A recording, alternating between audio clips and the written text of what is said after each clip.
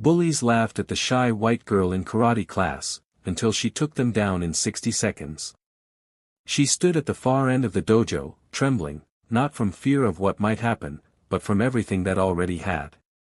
Her small hands, balled into fists at her sides, carried years of silence, loneliness, and shame. Her pale face, with freckles like whispers of a forgotten childhood, stared at the mirror across the polished floor where her reflection seemed like a ghost, unseen, overlooked. And then, the laughter came again. Sharp. Cruel. Like knives. The boys across the room pointed at her, mocking her soft voice, her awkward stance, her skin too fair under the harsh white lights. They didn't know what she had come through. They didn't know what they had just awoken. 60 seconds. That's all it would take to silence every cruel word they'd ever thrown her way. Before we dive deeper into this emotional journey, if you believe in kindness, second chances, and the strength hidden inside the quietest souls, please like this video, leave a comment, share it with someone who needs hope today, and subscribe to Echoes of Life. Your support means more than you know. At 13, Amelia Spencer was the kind of girl most people forgot was in the room. The last to be picked in PE. The one who ate lunch alone with her sketchpad and a worn-out copy of Howl's Moving Castle.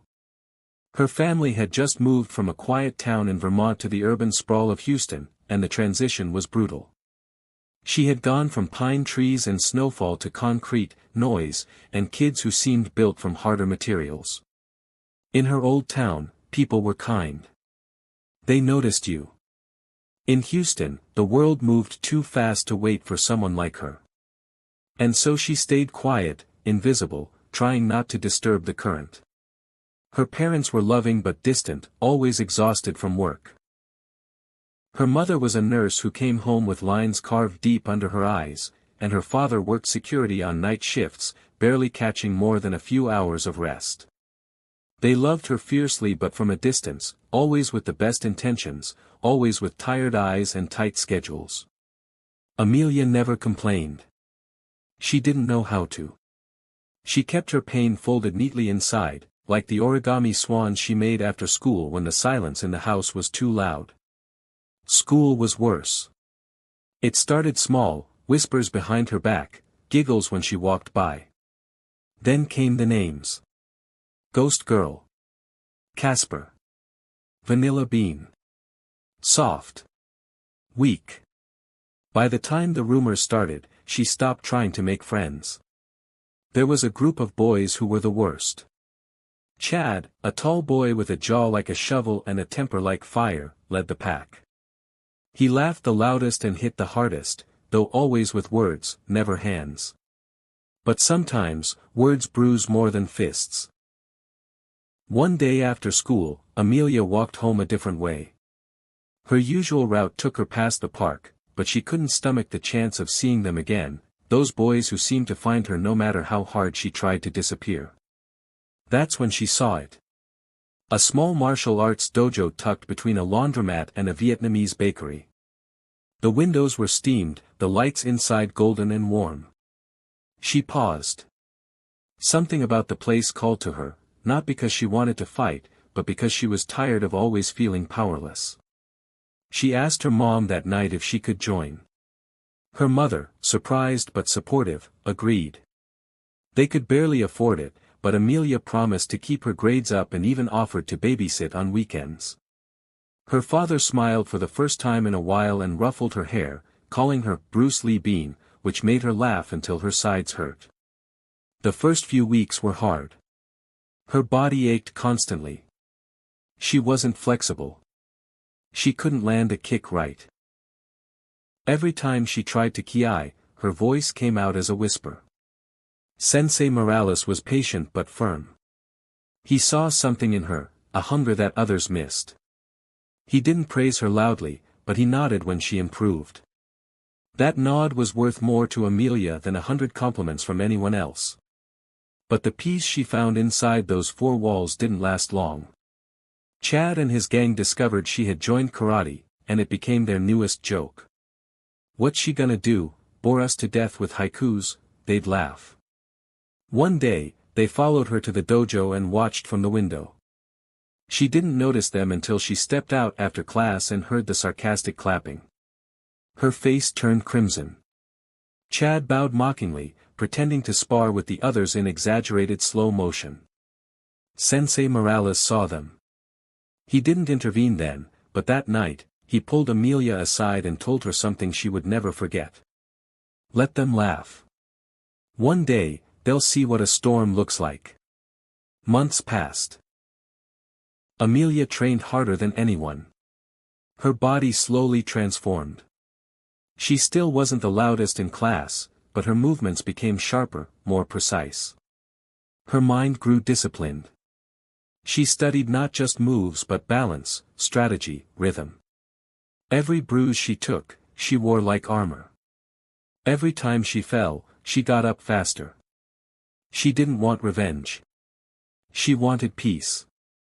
But part of her still ached to prove she belonged. That she was not invisible. That she was not weak. Then came the tournament. It was an in-house sparring event. Open to students and guests. A community event, meant to be friendly.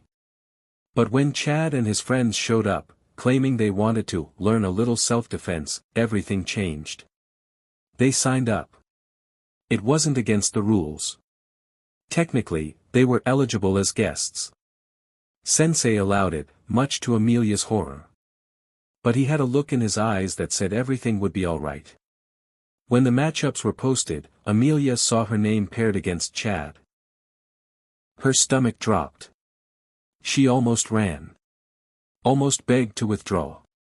But then she remembered the first time she walked into the dojo, shivering and small, and she knew she couldn't go back to that version of herself. The match was scheduled last. The dojo was packed. Her parents were there, her mom still in scrubs, her dad still smelling of cold night air and vending machine coffee. The room buzzed. Chad stepped onto the mat, grinning, taunting. Amelia followed, her face calm, her breath steady. She bowed. He didn't. He chuckled and rolled his shoulders, mocking the ceremony. The whistle blew. And for 60 seconds, time bent. Amelia moved like water, controlled, patient. Chad lunged, but she pivoted. His punch missed. She countered with a quick strike to his side. He stumbled, surprised. The laughter in the room faded. He charged again, sloppy with anger.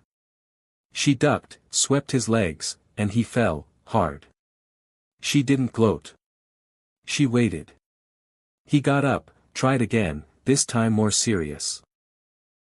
She met him in the center, blocked his swing, struck twice, and with a final takedown move they hadn't even learned yet in class, something she'd studied from an old DVD her sensei lent her, she pinned him. The room erupted in stunned silence, then applause. Sensei Morales called the match. Chad sat up, coughing, humiliated. Amelia stood slowly, bowed to him, then to the crowd, then to her parents, whose eyes glistened with pride. That night, the whispers stopped. The names faded. No one dared mock her again. But more importantly, Amelia no longer needed their approval. She had found something deeper. She had found herself. If this story touched your heart, if you've ever felt unseen, unheard, or underestimated, please like this video, share it with someone who needs strength today, and subscribe to Echoes of Life. Your voice, your story, and your presence matter more than you know. Now, before we end, tell us in the comments. Have you ever been doubted, laughed at, or made to feel small, but rose above anyway? We'd love to hear your story.